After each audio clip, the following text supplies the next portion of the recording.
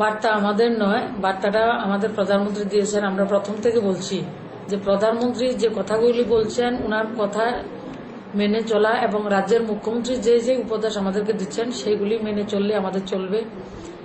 এই যে আতঙ্ক, সেটা আতঙ্কগ্রস্ত হয়ে লাভ হবে না। এটার মধ্যে একটাই উপায়, শুধু সোশ্যাল ডিস্টেন্স।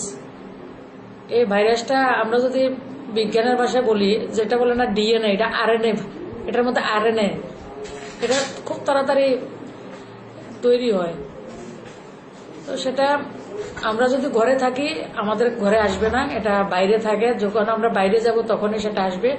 আমি আবারও ত্রিপুরাবাসী সবাইকে অনুরোধ করব, আমাদের প্রিয় প্রধানমন্ত্রী এবং রাজ্যের আদরণীয় মুখ্যমন্ত্রী যে যে স্টেপগুলি নিয়েছেন এবং যে যে কথাগুলি ওনারা বলছেন, আপনারা তাদের কথা মেনে চলবেন। তাহলে আমরা ভারতবর্ষের সঙ্গে সঙ্গে আমাদের রাজ্য করোনা